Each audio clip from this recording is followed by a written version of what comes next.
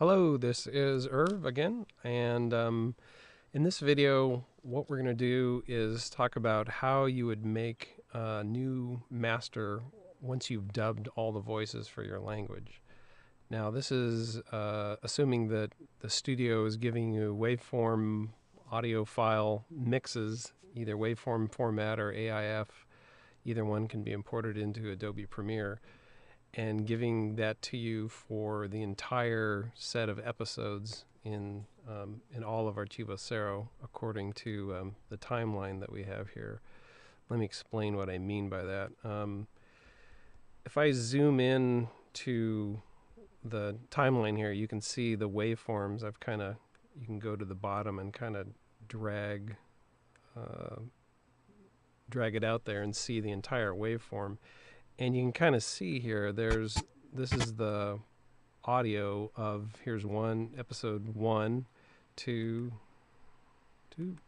3, 4, 5, 6, 7, 8, 9, 10, if I'm doing this right, 12, 13, and then episode 14 out here.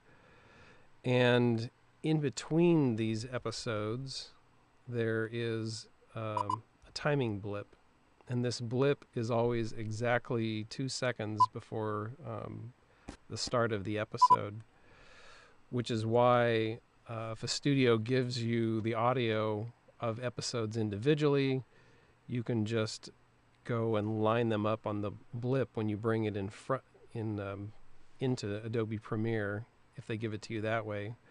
But it's best to ask them just for one big waveform file where it lines up with the entire set of all 14. If you want, I can post a video about combining them if you have individual episodes. So let's assume that you have your new language as one large waveform. We'll use that in just a second here, but I want to show you something else first. And we have another project here called Archivo Cero episodes 8 to 14. And this was the strategy, at least how Spain was using it, Agape Spain, where the last 7 episodes were all edited together as one about 25-minute piece. And then there's credits on the end there. And that's why this, in their source files, the music that goes under the credits, that's that other piece of audio that's in there. So what this is doing is this is taking the mix that you see over here.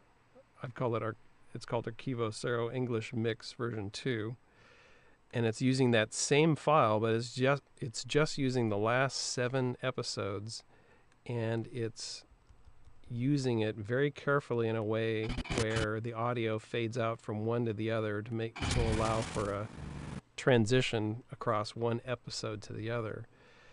And the reason for that is we're going to take and tell Adobe Premiere to replace this mix with the new mix. And in the process of doing that, not only will you have the ability to generate all of these episodes individually out of here, but if you want the option of using the last 7 episodes edited all together as one piece, then you automatically get that for free just by replacing the English or the mix audio that's in the project here. So for instance, you can see here, he's the son of the powerful Lord of life. There's my episode 8 with English in it. And if I go back to here on the main timeline, I'm a messenger. Here's the same thing, English. So now in my new language directory in audio, I've put a Spanish track in here that matches all these things. What we're going to do, one way you can do this is you can reveal this big piece of audio down here. You can say reveal in project, and there it is up on the timeline here. And then you can in the project, and then you can right click on it and say replace footage, and then navigate to our directory where the dub kit is, new language, audio. Here's a Spanish version of the track that I've prepared. Select, And now what that has done is, if we play this again here, Yo soy un mensajero, él te ha curado. there's Spanish there. Now if we go over to this timeline where all 7 episodes have been edited together, Entonces, ha escrito él la historia. there it is. It's in the new language.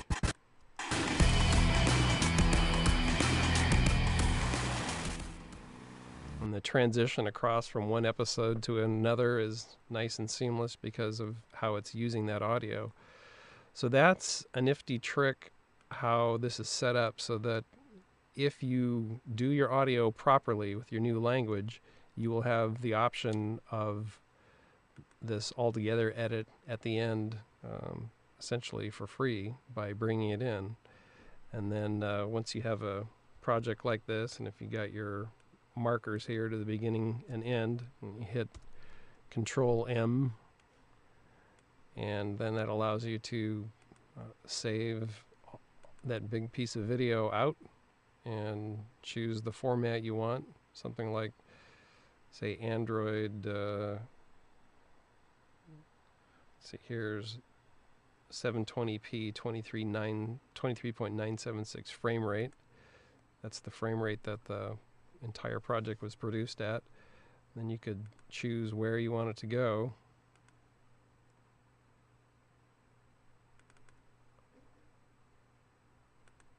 And then when you hit export, it'll write out your video with your new audio. So hope that's helpful. And as always, leave a comment or let me know if you have some other questions. Glad to help. Thanks a lot.